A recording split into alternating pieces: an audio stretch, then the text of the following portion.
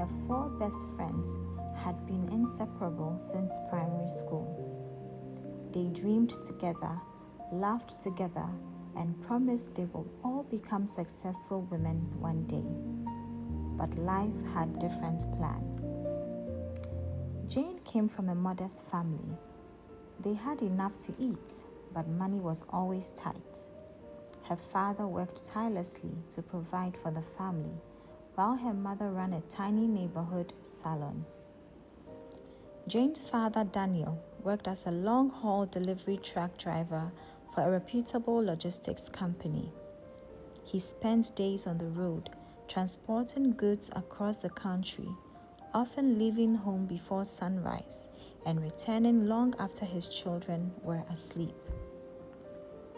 The work was exhausting, but every mile he drove was for his family's future. Every Friday evening, Daniel would pull into the driveway in his company's blue delivery truck. Jane and her younger siblings would run outside to greet him. Laughing as he hugged them one by one, he would say, "Study hard, my children.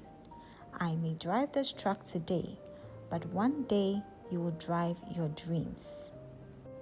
Just months before Jane finished secondary school, tragedy struck. Her father passed away unexpectedly. Everything changed. Instead of preparing for her final exam, Jane spent her days comforting her mother and caring for her younger brothers and sisters. Though she completed school, her grades were disappointing, and she missed the opportunity to attend the university she had dreamed about. While her friends posted pictures from campus life, internships, and graduation ceremonies, Jane stood in her mother's little salon, sweeping floors, washing hair, and helping customers. Some people pitied her. Others whispered behind her back, "What a waste of potential." She had so much promise. Each comment hurt, but Jane smiled through the pain. Years passed. One by one, her younger siblings graduated from school because Naomi sacrificed her own dreams to support them. Then, another heartbreak came. Her mother became ill and passed away, leaving the small salon in Naomi's hands.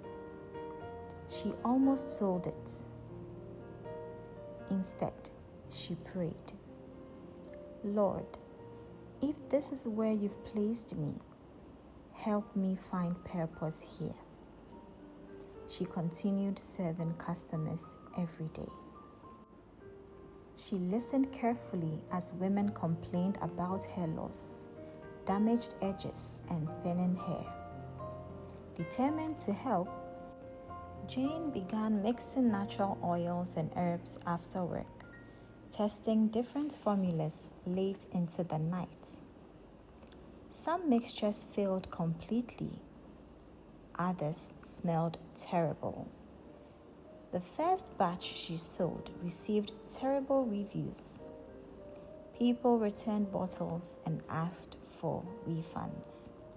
For a moment, she wanted to quit, but instead of giving up, she wrote every complaint in a notebook and improved the formula.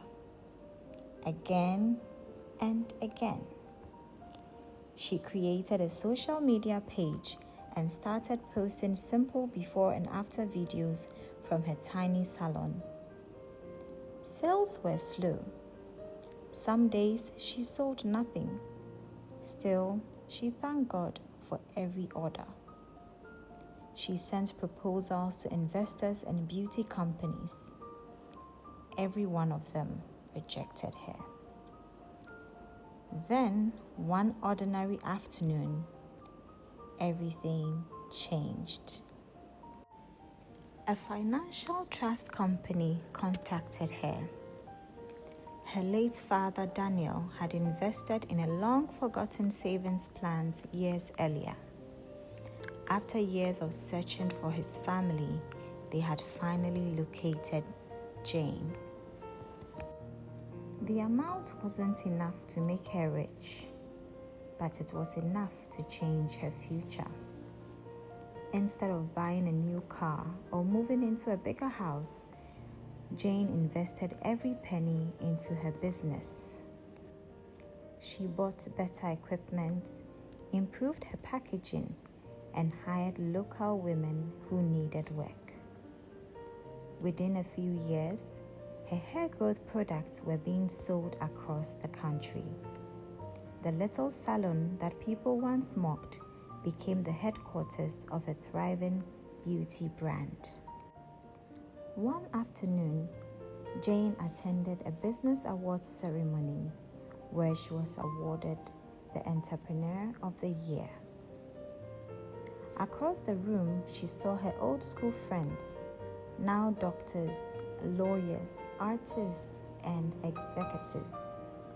They embraced her with tears and joy.